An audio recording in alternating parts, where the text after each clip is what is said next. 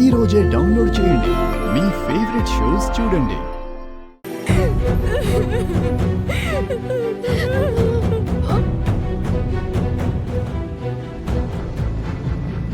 అరే చంద్రయ్య, రఘురామ్ గారు ఆసుపత్రిలో కొన ఊపిరితో ఉన్నారంట. నువ్వు విన్నావా ఈ మాట? నేను ఇప్పుడే విన్నానురా. పాపం దేవుళ్ళలాంటి మనిషి రఘురామ్.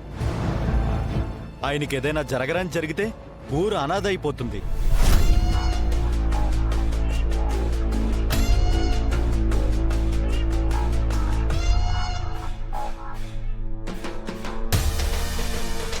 ప్రభాస్, ఊరి జనాల్లో కొంతమంది అక్కడే ఉన్నారు. ఎలా ఉసిగొలుపుతావో నాకు తెలీదు. ఊరంతా ఉప్పెనై ఆ కుటుంబం మీద దాడి చేయాలి. చచ్చేలా కొట్టడం కాదు, చావుని అడ్డం పెట్టుకుని దెబ్బ తీయాలి. చావు దెబ్బ అంటారు కదా, అలాంటి దెబ్బ తగలాలి. నేను చూసుకుంటానులే, మీరు చూస్తూ ఉండండి.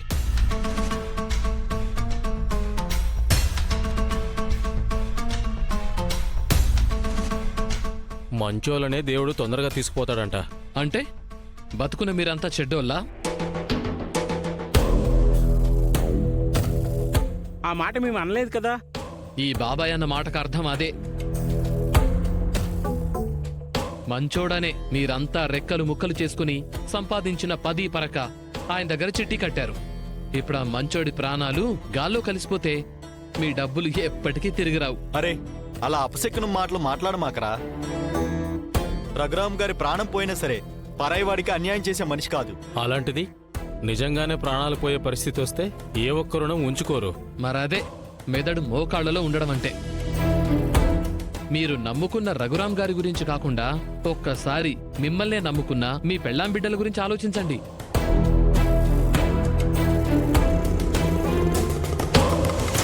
కొన ఊపిరితో కొట్టుకుంటున్న ప్రాణం పుట్టుకున పోయిందనుకోండి, అప్పుడు ఏం చేస్తారు? వాళ్ళ మేనల్లుడు శ్రీను ఉన్నాడు కదా. అవును. వాడు బోర్డు తిప్పేస్తే, ఆ అమెరికా పిల్లతో కలిసి జెండా ఎత్తేస్తే ఏం చేస్తారు మీరు? అయినా నువ్వు చెప్తుంటే నిజమే అనిపిస్తుందిరా. నేను చెప్పేది నిజమే బాబాయ్. మీ అమాయకత్వం వాళ్ళ ఆస్తిగా మారకముందే మీరు జాగ్రత్త పడండి. తొందరగా వెళ్ళి మీ డబ్బులు వసూలు చేసుకోండి. బెడ్ మీదున్న రఘురామ్ మీద జాలిపడి వీళ్ల బ్లడ్ను ఎందుకు పాడు చేసుకోవాలనే ఆలోచనలో పడ్డారు. కోతి మూక వచ్చి నీతి వాక్యాలు చెప్పినా గుడ్డిగా నమ్ముతారు ఈ జనం. ఆ తర్వాత బలైపోతారని తెలీదు. ఎవరు ఏమైపోతేనే ఆ రామలక్ష్మి దాని కుటుంబం అంతా విలవిల్లాడిపోవాలి. చావు బ్రతుకుల మధ్య ఉన్నవాడిని డబ్బులు అడగడం బాగుంటుందంటావా? ఇదే మాట రేపు నీ కూతురికి కట్నం ఇచ్చేటప్పుడు చెప్తే వాళ్ళు ఒప్పుకుంటారా?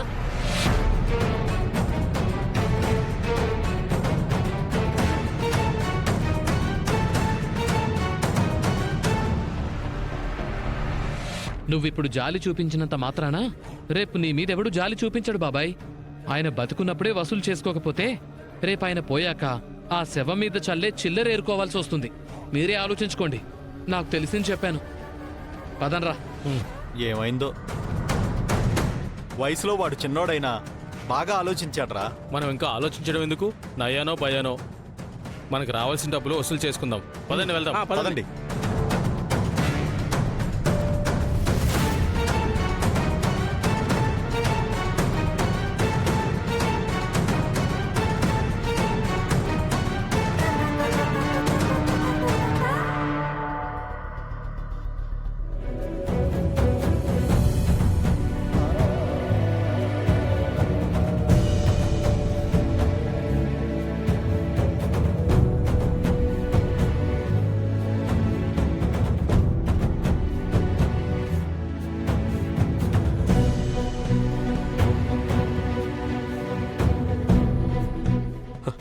అత్తయ్య,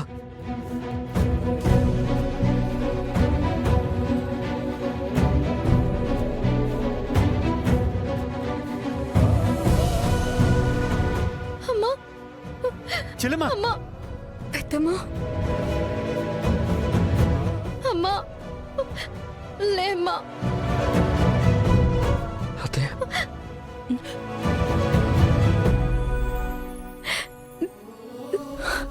పెద్దమ్మా, అత్తయ్య,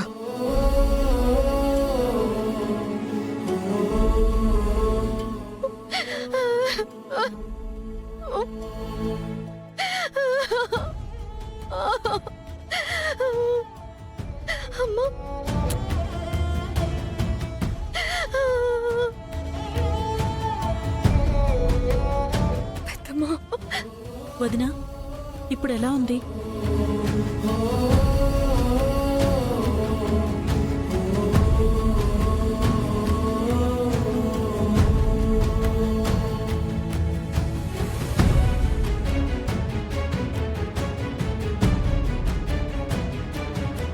అమ్మా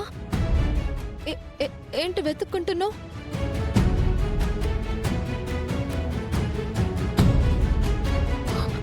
ఆయన ఎక్కడున్నారు? అదే చెల్లమ్మా, బావగారికి అది పెద్దనాన్న వేరే రూమ్ లో ఉన్నారు పెద్దమ్మా. ఆయనకి ఎలా ఉంది? బాగున్నారమ్మా, బాగున్నారు. అవును నువ్వు చెల్లమ్మా, బావగారు త్వరగా కోలుకున్నారు. ఎంతైనా గట్టి మనిషి కదా.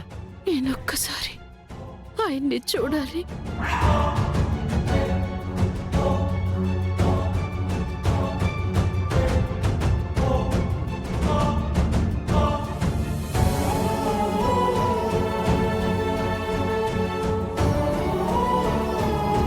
అత్తయ్య, మామయ్య వస్తారులే.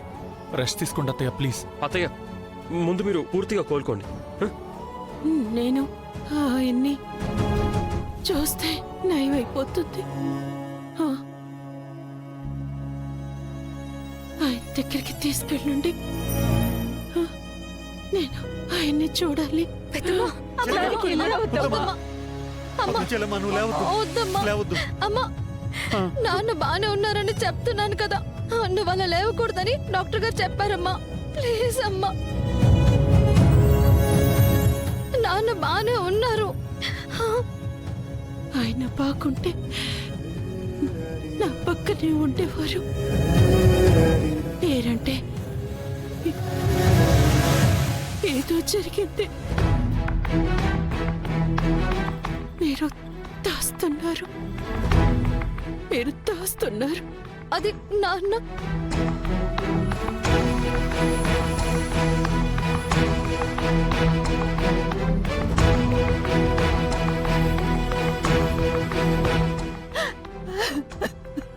చెప్పండి, నిజం చెప్పండి, ఏమైంది? లేదమ్మా, లేదు చెల్లమ్మా, లేదమ్మా, నిజంగా లేదు. నిజంగానే పెదనాన్న బాగున్నారు.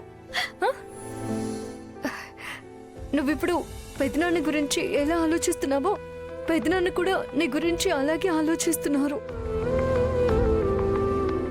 అవునొదినా, కాకపోతే మీరొకరినొకరు చూసుకోవడానికి డాక్టర్ అనుమతించట్లేదు. ఇందాకే అడిగి చూసాం, అప్పుడే వద్దన్నారు.